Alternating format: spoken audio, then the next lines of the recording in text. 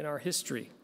And we pray today that as our brother Karl Wagner opens again to us this book of history and reminds us of these leadings, that your Spirit will encourage us and remind us that we can trust you to finish what you've started in this church, in this world, and in our own lives as well. And we pray in Jesus' name, amen. Amen. Brother Karl Wagner.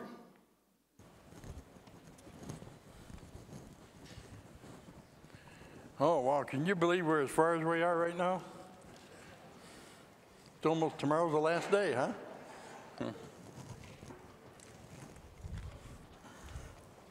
And start drying up. All right, we got PowerPoint. We didn't have that yesterday at the start, did we?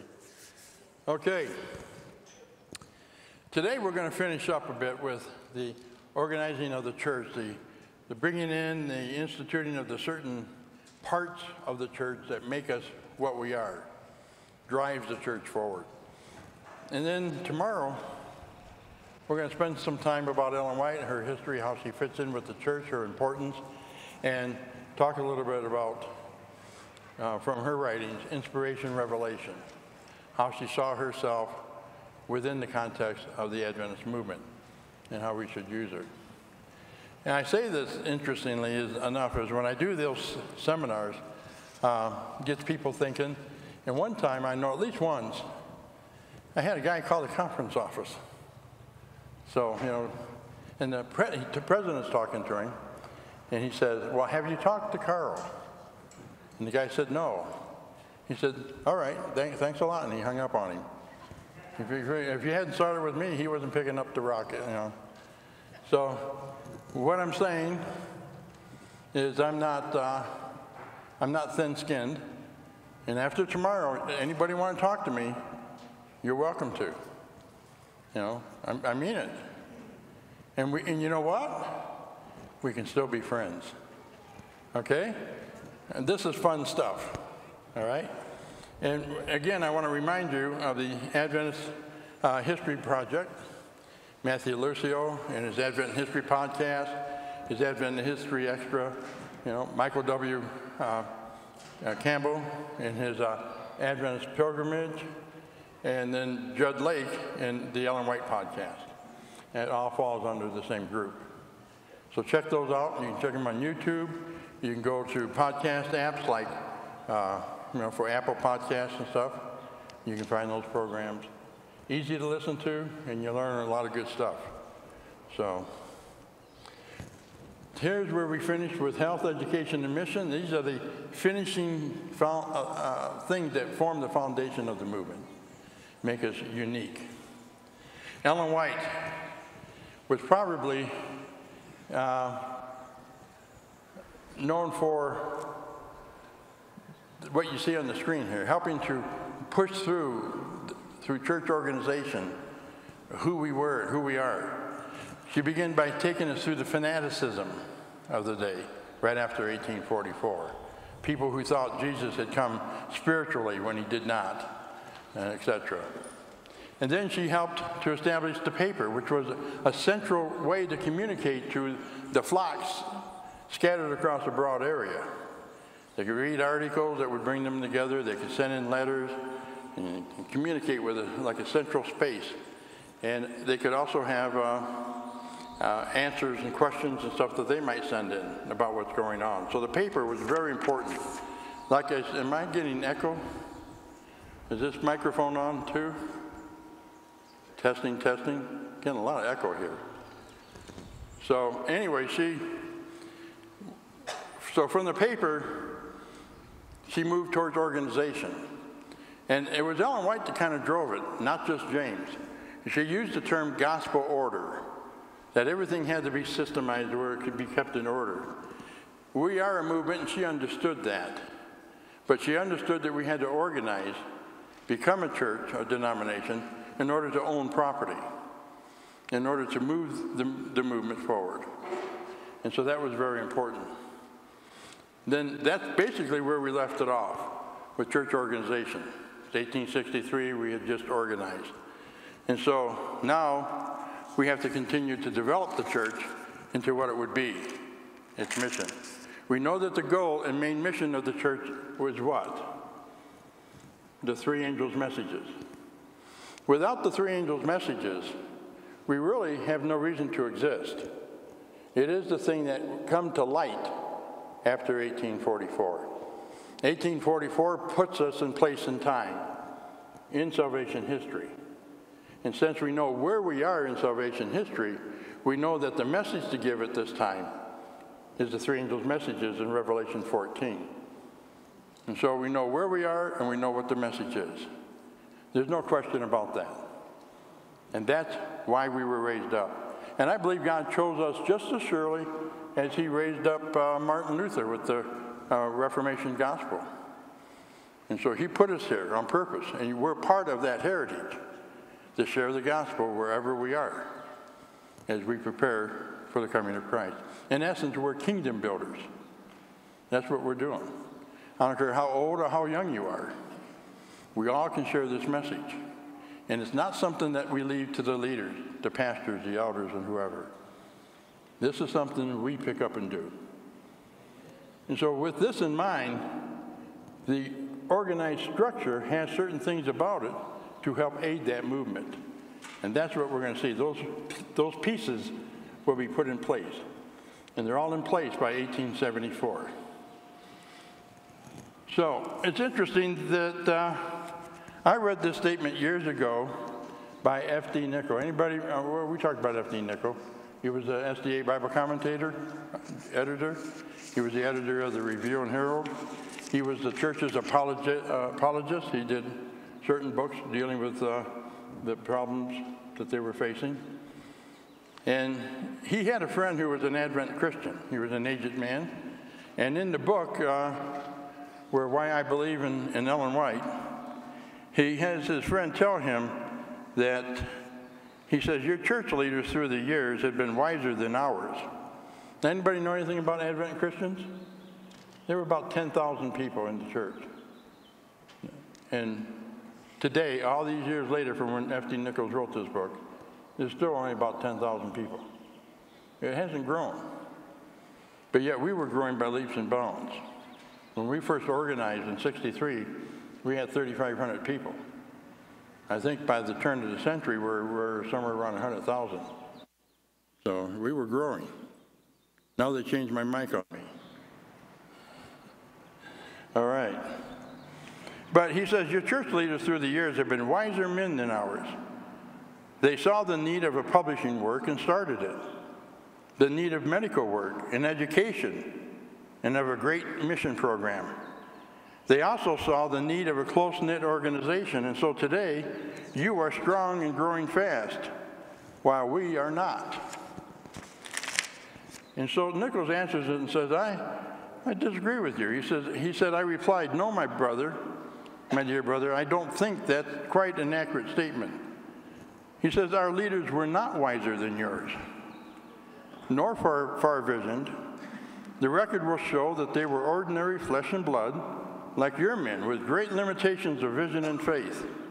But we had in our midst a most singular woman. She marked out what we ought to do in the different branches of our work. She was specific, emphatic, and insistent.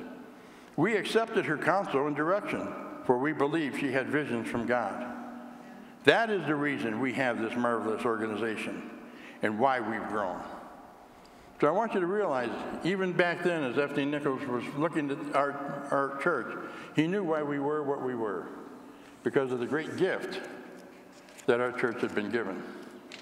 And this was a large, major part of why God called Ellen into her ministry. This was the work that she would do.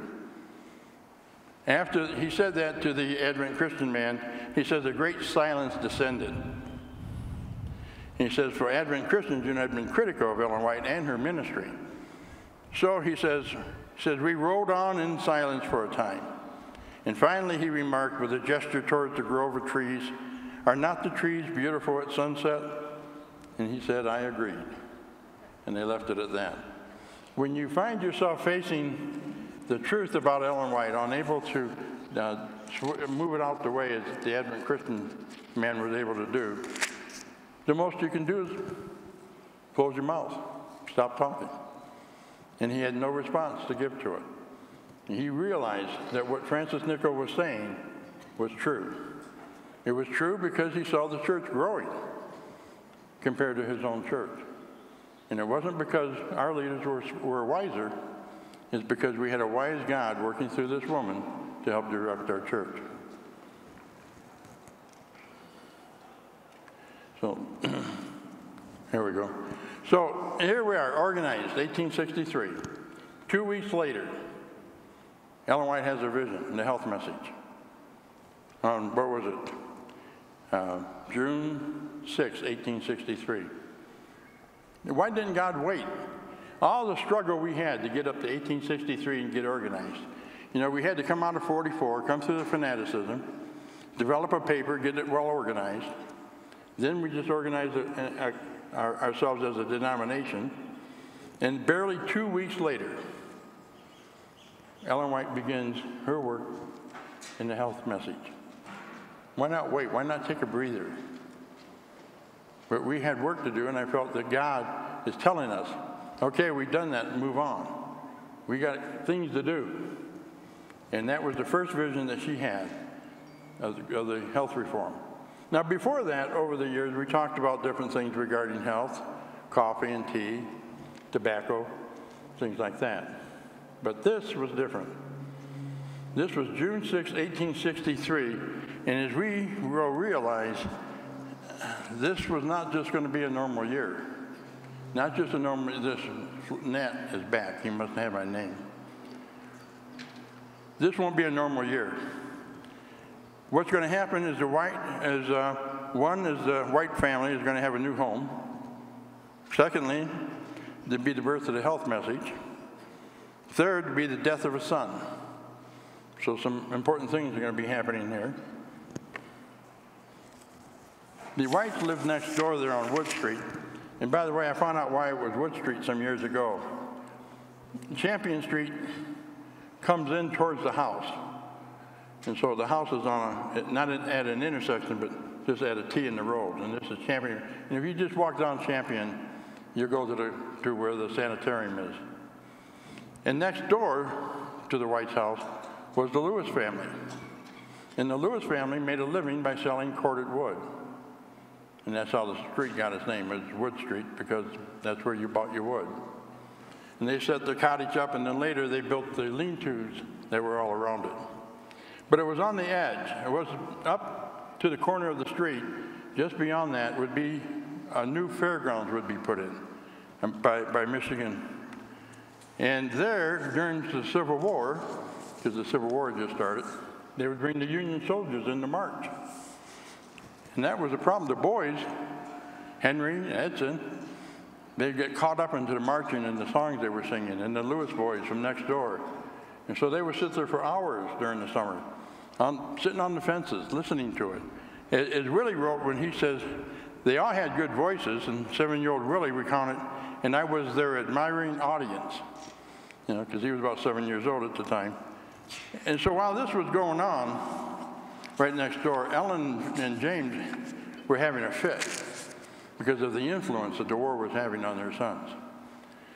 The boys wanted to build a drum so they could tap out the stuff too that they were hearing in the song. So they went and got some things together, some cheese boxes and some animal skin, and they built a drum and they were banging on that. And after a while, when they got tired of making this drum, they kind of put it away. They said you could hear it all over the neighborhood. The drum had been put away and forgotten when the boys kind of stumbled on it again and started banging on it. And James White was coming home, and he could hear him. And then they kind of saw that he was coming from down the street, and they put the drum in the shed. And so when he gets home, he says, "Where is it?" And he goes to the shed, and he says the next thing they hear is an axe smashing the drum, and that was the end of it. But this really concerned the parents about what to do with their boys. And so they decided what they were going to do is sell the house and take the boys with them east when they go on a preaching tour, kind of get them away from this. So at this time here, what we got is in May, we have organization. By June, we have where the house has been sold and they're getting ready to go east. And then in October is where we lose Henry. They sell this house here on Wood Street, and just down the street at what is the present-day sanitarium, on the south end of it was the house they bought. So they began to buy that property in sections. And by 1866, we would have the house that was on that property become the Western Health Reform Institute. So this is what they were doing here, to get them away from the influence. And so as they went east, the new house they bought was being remodeled. So they would stay at Howland home in Thompson, Maine. Remember Stockton Howland? He was the one who raised Henry. Ellen and James left Henry with that family for the first 4 years of his life. So for Henry, it was almost like going home, you know. And James and Ellen would be engaged in their activities of going out to preaching. She would continue to work on volume 3 of Spiritual Gifts. And the boys back at the Stockbridge Howland home would work on the updated 1863 prophetic chart. Now the difference with this chart here is this. This chart was printed on paper, and all the past charts, anybody ever seen some of the originals? They were painted on cloth or canvas. And this was different. And so what they had to do with the chart is glue it to the canvas, but you can't just do that because when it dried, it would separate. So you had to wet the canvas. Then you glued the chart to it, so when they dried together. The charts had to be glued to the paper. And they got a time when they were out of paper, out of charts, so they had to wait for them to be printed and sent up from Boston. And so the boys were having a few days. They were down by the river, Henry and Edson. And they come back, and years later, when Willie tells the story, they had come back from a hike down by the river, and Henry was a little tired, so he kind of laid down on a stack of canvas that was a bit damp. And there was an open window nearby. Now, you think that shouldn't be that serious. You know, maybe he could have got a cold or something. But this is 1863, and that's a whole different story.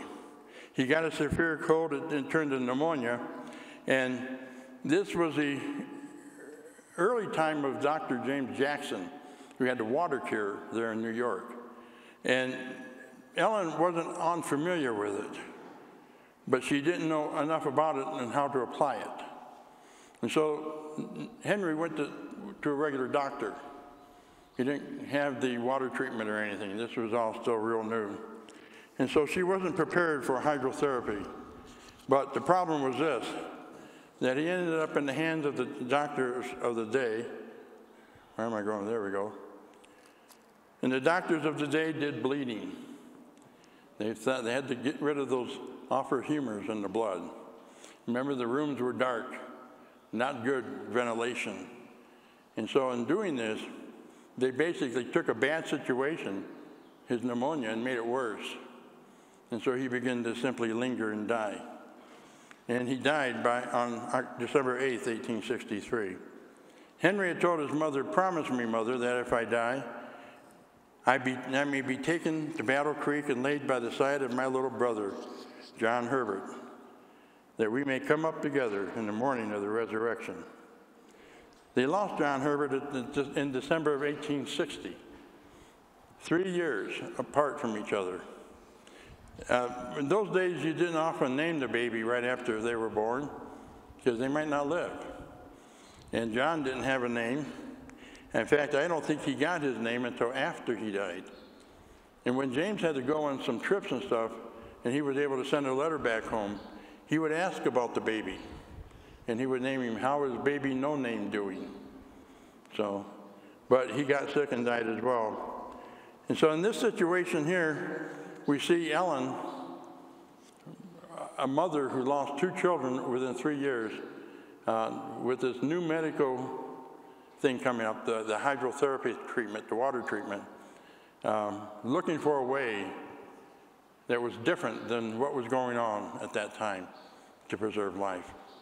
It wasn't long after, in February, that Willie took sick of the following year in '64. And she made sure she used what she knew of Dr. Jackson's basic care, and she saved his life. You know? So In 1864, September, James and Ellen thought they'd better check this out because it's been making big waves on its treatment. And so they went to Jackson's Our Home on the Hill. And they were reporting to the Review that the visit wasn't for taking the treatment. They didn't go there because they were sick. They were there to experiencing good health at the time, but to see what we could see is what they said, hear what we could hear. So it was just an investigation. How was it set up? What was the treatment? What was the program, that they had there? And so they wanted to get this information and share it with their friends. Ellen noted the food was good, but that he used no butter or salt on the table. She also noted, she said, that I do think we should have an institution in Michigan to which our Sabbath-keeping people can resort. So automatically, from the very get-go, she's already thinking about an institution for the Adventists. So no one had to press this upon her. Among the Jackson staff was a doctor named Horatio S. Lay, M.D. He was a Seventh-day Adventist from Michigan, and he would become the first head of the Adventist Health Institute at Battle Creek, before, of course, John Harvey Kellogg. And also then they began to develop some magazine issues of how to live. That's what they titled them. The plan was hatched for 5, but then they added 6. And in November of '64, they published their pamphlets, 64 pages each. Now, it had to do with articles that were by other doctors, plus articles by Ellen White and or James. And so this is how this work went out, to inform people about health issues. What has happened with some of our research, that they get a hold of the How to Live pamphlet, and people doing research, especially critics, may view the whole pamphlet as if it's from the pen of Ellen White, when it's not. And so therefore, just in that pamphlet, it wasn't all what Ellen White said. She was just simply acting as an editor, putting this stuff together, and she wrote this. And this was what we had for the first stuff that goes out on the health message to inform our people. James White, he was under constant stress from the church. He had health issues that he had to deal with. And one was irritated by Marion, Iowa. Anybody familiar with, when I say the word Marion? There was a revolt within the church, people creating these movements of how they thought about Adventists. The movement would become the Church of God, but it found its way in 3 forms as it catapulted in time. This is a group that began to separate before we organized as a church. And here in Iowa was a group of people who were creating a crisis. And James and Ellen was out on the road. They got word of it, so they changed direction and went back to deal with the crisis. The crisis was so hard and stressful for James that we believe it was what would cause a problem to him a little bit later. Ellen White notes how James did not sleep well, and he wouldn't take counsel to rest. You tell him to rest, he wouldn't do it. So in the early morning hours of August 16, 1865, while out on their morning walk, James and Ellen stopped by Brother Lunt's home for milk. James walked into the cornfield, began to inspect an ear of corn, and while he was pulling the husk, he had a stroke. And of course, Ellen and Mr. Lunt, they helped get him back into the house as he staggered, and all he could do was, in slurred word was repeated over and over again, was to pray. So under Ellen's care for 5 weeks, with the help of friends, it was time to turn to the Jackson care after 5 weeks. So they contact Dr. Lay. He comes in from into Battle Creek, and they decide that they're going to go and take him to the Jackson's house, home on the hill. And so I had my little wagon here because James went, but so did Loughborough, so did Smith. In fact, they all started heading back there because we had all these sick evangelists that it was jokingly said that the only one healthy enough to drive the stage was Joseph Bates, you know. And I wanted to kind of get him up on top of the stage, but I couldn't find a picture good enough to do it. No. Yeah, so there we are. Now, while the others did recover pretty quick at the home, James' recovery was slow. He wasn't fully ready to come home. But Ellen thought he should go home. It's time to take him back home and finish any work they had to do there. Jackson said he shouldn't go home, but they went ahead against his will. And so they headed west, and they reached Rochester, and they stayed at their friend's house, Bradley Lamson, which was about 3 miles outside the city. And J.N. Andrews at that time was living there. And so they began a prayer session at his house for James White. And he was there for some time. They would start in the morning at his house, it says, at the Lamson's house in the afternoon. I don't know, maybe the wife got tired of them being there so long that she kicked him out. But it says that by the day of December 25th, 1865, is when Ellen White has her second major vision on health. And it was Christmas evening, she says, as we were humbling ourselves before God and earnestly praying, and earnestly pleading for deliverance, the light of heaven seemed to shine upon us, and I was wrapped in a vision of God's glory. It seemed that I was born quickly from earth to heaven, where all were healthy, beauty, and glory. Strains of music fell upon my ear, melodious, perfect, and enchanting. Then my attention was called to things transpiring here upon the earth, which I shall not attempt to relate here, but may give them at some future time. I had an encouraging view of the case of my husband, and the particulars of which will be presented hereafter. And so, Loughborough later tells us that as Ellen had related the vision to us, she said Satan's purpose was to destroy my husband and bring him down to the grave. And through these earnest prayers, his power had been broken. I'd been shown that Satan is angry with this company who have continued for 3 weeks praying earnestly in behalf of this servant of God, and he is now determined to make a powerful attack upon them. I was told to say to you, live very near to God that you may be prepared for what comes upon you. That was her words to her husband.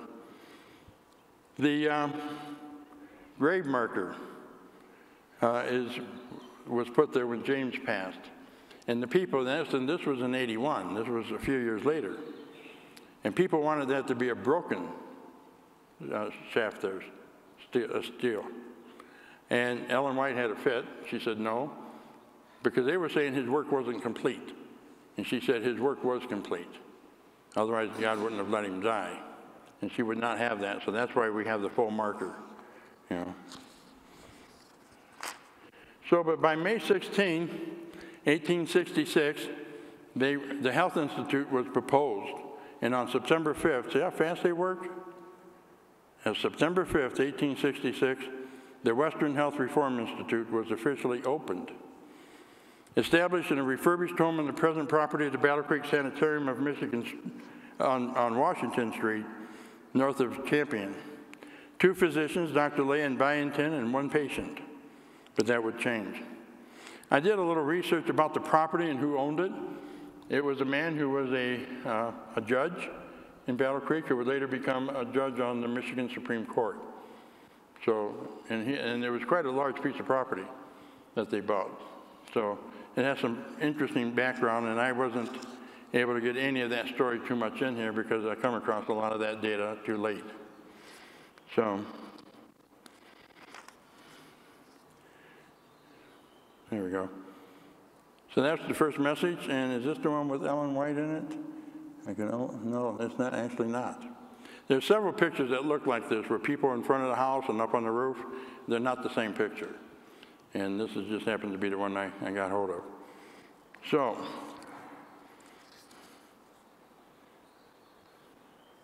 by October 1875, a young 24-year-old who had just graduated, got his medical degree, and just before he could walk upon the stage in his brand new suit, which somebody had stolen, he had to wear the ones with holes in it.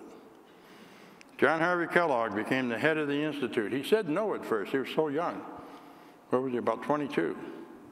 And he said, no, but they said, would you do it temporarily? And so he agreed. And we're still waiting to see how that works out. So in 77, he renamed it the Battle Creek Medical Surgical Sanitarium, cleverly coining the term sanitarium to suggest both hospital care and the importance of sanitation and personal health. So with health, we were on our way. This wasn't the epitome of it, but it was now well established. Adventism had set up their health institute, and we were on the way of growing that department. The next department that we grow is education. And the very first thing she writes about education is this, which I think is something that should still be with us. We don't hear this quote a lot. Maybe if you're a teacher, you do. She says in Education, Volume 3 of the Testimonies, page 131, it is the nicest work ever assumed by men and women to deal with youthful minds. What do you think? There's something about what she just said there. How did she use the word nicest? It is the nicest work. She didn't say it's the greatest work, most important work, and that would all have been true.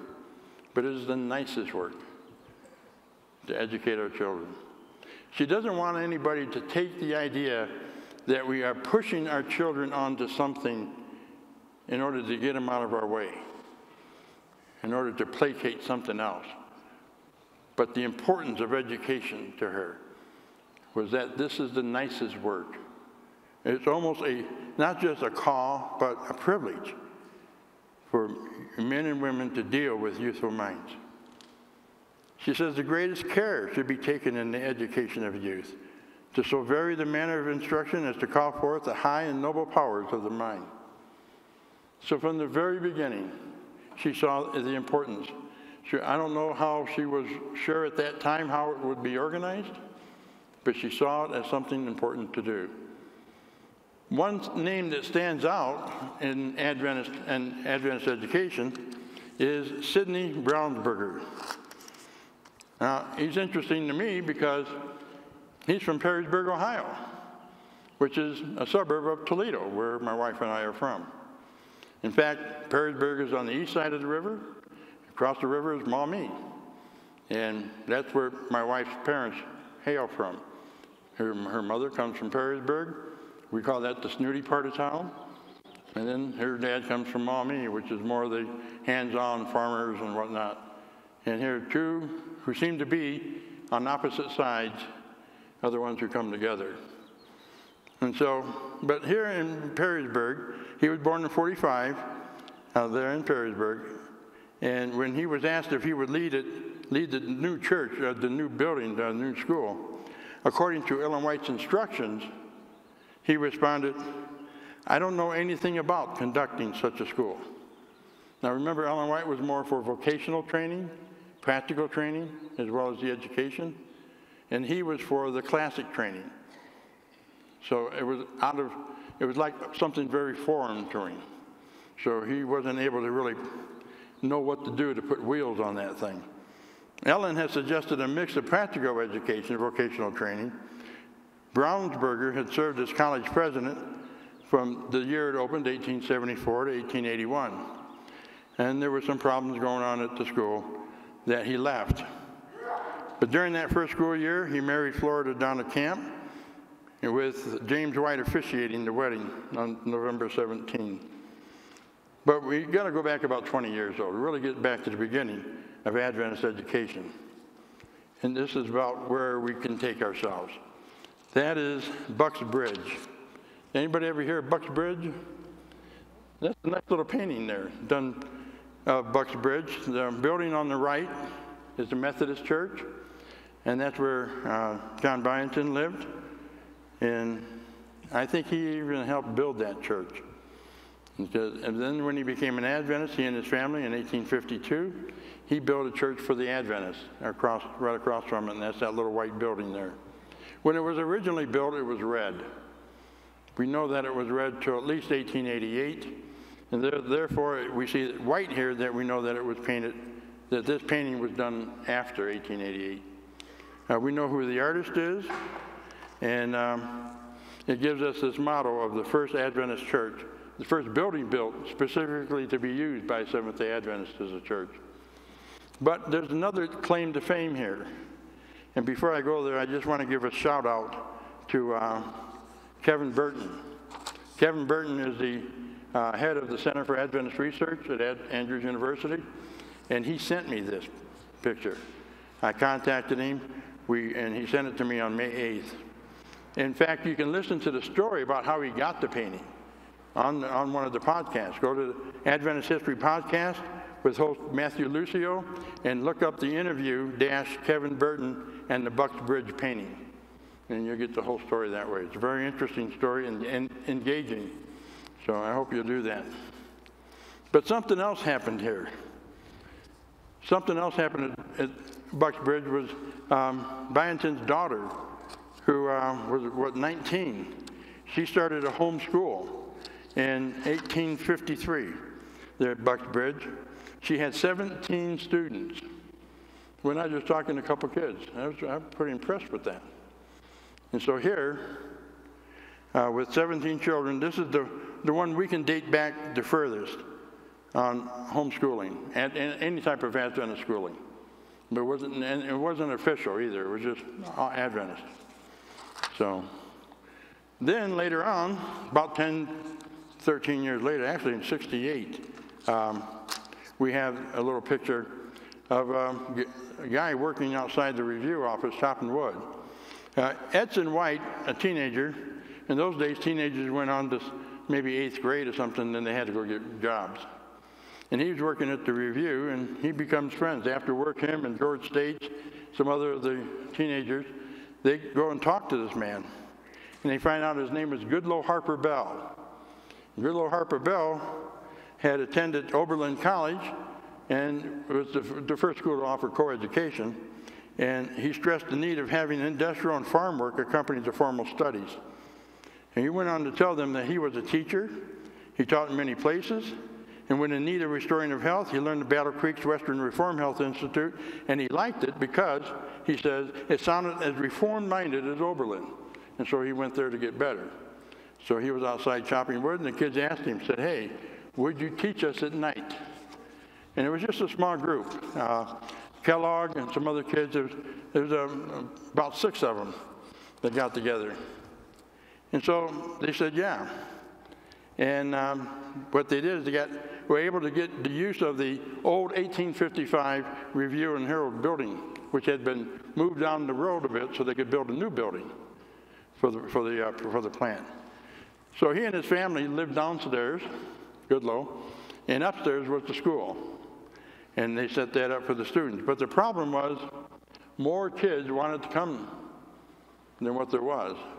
And so this would lead to, first off, his school being established by the church saying, yeah, we give it the official nod, we recognize it. And they begin now to make plans to build this larger school, which would become Battle Creek College. And so Ellen White began writing on education at that time, and we read that it is the nicest work ever assumed by men and women.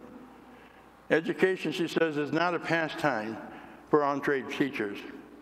After a number of failed attempts to get our education started in Adventism, we still managed to reap a couple of side benefits. Some of those things, when they failed, out of that we got youth instructor, how it became important, not that it didn't exist before, but it found its place in teaching, and our Sabbath School Quarterly. This all came out of that same thing. And so that's why if you go back and do research of some of our oldest Sabbath School lessons, and you can do that online, go to Adventist.org, and then go to archives. And you can go back and find the earliest lessons we had back in the 1800s. So pretty interesting. So it was through this, though, we still had plans. But our plans now had all been laid for this new thing, this new college, what would become Battle Creek College. 1874, Battle Creek College, who would later become Emmanuel Missionary College and then Andrews University, was opened. Sidney Brownsberger is the first principal. James White was acting as president on 12 acres across from the Health Institute, sold by Erastus Hussey. Good little Bill was in harmony with Ellen's idea for the school, but he didn't see himself as an administrator. So here we have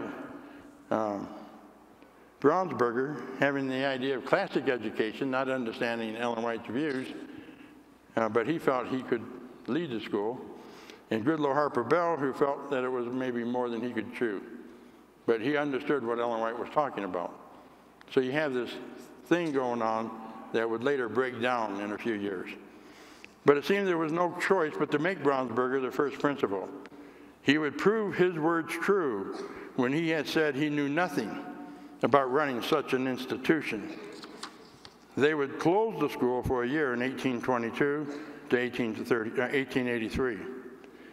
While the blind pastor, Elder W.H. Littlejohn, saw through after reopening at the request of G.I. Butler. So now they're waiting for somebody to help lead them. What's interesting, Brownsberger made a mess, but he goes to California. In 1882, he becomes the first principal of the, come on, pay attention. There you go, thank you.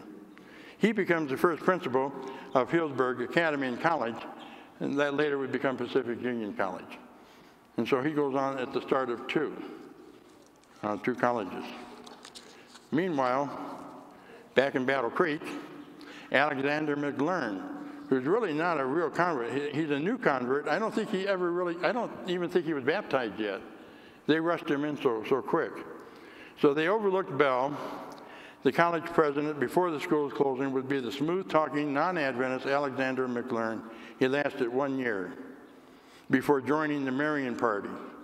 Remember the party back there that made James White sick? He ended up joining. Bell is said to have been tossed down the stairs by a student, because evidently they didn't like the teaching methods. So what did Goodloe Harper Bell do? I don't even have this in my notes here. Oh, yeah, I did. Okay, I did put that in. I was wondering. Atlantic Union College. Haskell asked Bell to come with him, and they went east, where this is where Haskell's from, and they go there and plant a school, what would be an academy, a trade school, that would later become Atlantic Union College. And now that it's essentially gone, I was really sad to see it go. Anybody here go to Atlantic Union? No Atlantic Union people here? Oh, over here. You know, I went to Adelphian Academy. I graduated in 75, and then they closed it in 88. So my academy school is gone. So I can imagine how the people feel who went through Union, and now that it's gone, it's, you know, where do we go?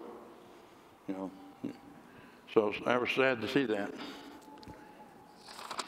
But Adventist education would go on. This goes beyond the scope of what we're doing here. But you see all these marks on the map, all schools, all Adventist schools. You know, Kettering there in Dayton, Ohio. You have Andrews University in Michigan. Washington Adventist University, which used to be Columbia Union College, which before that was Washington Adventist College. Southern Adventist University there in Chattanooga, Tennessee. Oakwood University there in Huntsville, Alabama. And the Adventist University of Health and Sciences. You know, Southwestern Adventist University there in Texas. That's where I took some online classes. You know, I found that very good. We see where Union College is north of that. So we have all these colleges. We really have quite a heritage at this root to. And that's education. That's our education. Now would be time to turn our heads towards mission. But before we can talk about the official mission, we have to talk about the work that was done before our official mission. Just before James White's breakdown in mid-August of '65, where Ellen and he had attended a special session of the Iowa Conference to deal with the rebellion, its leading officers were B.F. Snook, who was the president, and Brinkerhoff, who was the secretary. Rejection of the visions and the opposition to organization, as well as doctrinal differences, were at the heart of the rebellion. As I said before, the problem was at the heart of the rebellion was Ellen White and the name of the church. And this would lead to the Church of God Adventist that would break off. the charts that we shared with you, you would see off of that Church of God would come the Worldwide Church of God, the Armstrong churches. So they were break off of that break off. And this was all taking place, actually started before we organized. And we'd go into when we organized, but it all started all at that time when we were asking questions. So, let's see here. So James, he wanted the church to move into missions. He hoped to send Snook as early as 1863. But with the rebellion, that didn't work out. But we weren't ready yet. So while the Adventist mission didn't officially begin until 1874, it unofficially had an early start in the work of Michael Tchaikovsky, who was supported by the Advent Christian Church. That's the ones who helped pay his way, the Advent Christian, the Sunday keepers, because the Adventists didn't have any money. So he got them to finance his trip back home in order to Europe to teach the Adventist message. And to give you a little bit of what's going on, he was a former Roman Catholic priest born in Poland. And he converted. He left that and became a Baptist. And the Baptists helped him come to America. And there in America, he found the Adventists. He accepted Adventism, and he asked them, here, fund me, take me back to my Poland and back to my home country. He wanted to go to Italy first and teach these people, give them the message. But we said we had no money. That was number one. But we got to know the guy a little bit. We know that he was not good with money. He was, wasn't one who could be trusted that well. But so we said we couldn't do that. And that's when he went out of his way then to get the money from the Advent Christian Church. They said they felt he was too young in the faith, wasn't responsible with money. He didn't like subjecting himself to authority, don't tell me what to do, and was generally unstable. So the new Advent Christian Church, which would give him money, would be the first ones to send him across.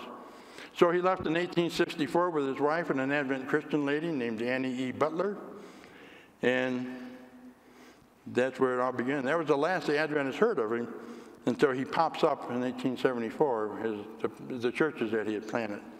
And then they began to learn about what was happening. I mean, what a character this guy was. So the church finds Tchaikovsky. While Tchaikovsky had received the Review and Herald, he didn't share it with the other people that he was talking to over there. So he didn't want the people of Switzerland to know that there were Sabbath keepers in America. I don't know what his point were. But until one day, Albert Rollimer, I used to know how to pronounce that, found a copy of the Review and Herald on Tchaikovsky's study. And not reading English, he knew enough to write Uriah Smith in French. But it took months later because Uriah Smith had to find somebody who could read French. And they were surprised at what the letter said because they didn't know where Tchaikovsky was after he left America in 1864. But now they do. Adventism now was reaching out first to California in 1868. You could say that was a foreign mission. Oh yeah, it's on the continent, it's California, it's America. But at that time, it was like a foreign country. You know, California was being settled, and it was divided by a lot of no man's land, you know, from the U.S. But that was the first reach out, Loughborough and Bordeaux. James, he began the Signs of the Times in Oakland in 1874, and the Heidelberg Sanitarium of 1878, along with the college. This is work with M.G. Kellogg. This is John Kellogg's older half-brother, was involved in a lot of that. So, but in the midst of this growth, Jan Andrews is sent to Europe, and with his family. You can see here the statue on the left is there at Andrews University. It shows him, his daughter Mary, and his young son Charles. Andrews is noted for his history of the Sabbath, but now he's going to be noted for the work of opening that up in Europe as they begin. Now, let me tell you real quickly about his daughter Mary. Mary, we talk about Andrews being the first missionary. Mary was quite the gift to the church. She could speak and write French, and she was a major help to her dad. And she dedicated her life to it, and she died at the age of 17 from tuberculosis. John's wife, in 72, Angeline, had died from a stroke. He moved to South Lancaster, Massachusetts, where the children could stay with the Harris family. And then he says here, 2 years later, on September 15, 1874, says John, along with his 2 surviving children, Charles and Mary, were sent as the first official Seventh-day Adventist missionaries to Europe. Charles and Mary, his kids, as I said, were powerful missionaries, and that she had died from contracting tuberculosis. Andrews brought her home to Battle Creek, where she died, and he himself, by doing that, contracted tuberculosis himself. But he went back and there died in Switzerland. Yeah. And so William Miller was called to tell it to the world in 33, and by 1874, Adventists were ready to bring it to the world. And now the church has fully arrived with its main things, its departments in position to carry the message forward. At the core of that, the 3 angels' messages. A way to get the story, along with Ellen White's story, is through the 6 volumes of the Ellen G. White biography, written by Arthur White. And those are available in digital forms on the CD-ROM, and I think you can still buy the books. I'm recommending these books here to kind of tell us how the church progressed into the next century, 1919, 1922, by Professor Michael Campbell. And you can get those at the ABC, and I'll be over there afterwards if you want to talk, ask questions, or anything. If I'm not inside, I might be in the front sitting on a bench where you can't see me. That's what happened yesterday. So, but I'll be there. And so I appreciate and I thank you for your time here. This is where we are. Tomorrow we're going to continue with the story of Ellen White and how she was so very important in the rise of the Advent message and carrying the 3 angels' messages forward. Thank you. Let's pray. Father, we are grateful that we are your servants and that we see your hand in moving this church forward, developing it, growing it, systemizing everything, and now putting us in the middle of it. We know we sometimes feel we just go to church each week and sit in the pew and listen to a message, but no, we're more than that. We have the 3 angels' message to give, and we don't have to go far. You didn't say we had to go across the world to give it. We can go across the house. Maybe it's our own family members and under the same roof that need to hear the gospel of salvation in the context that Jesus is coming back, and he wants you in the kingdom too. Maybe it's the person across the street, somebody that you work with, somebody that you're in line with at the bank, at the store, or at the drugstore. We can reach out and share this message. It's not a duty, it's a privilege that we can share the message with other people. Hey, can I share with you what Jesus had done for me? As we grow this church, enlarge it, bless us by doing this. And in that, Father, help us to go forward to be a blessing to others. It's my prayer in Jesus' name, amen. Thank you very much.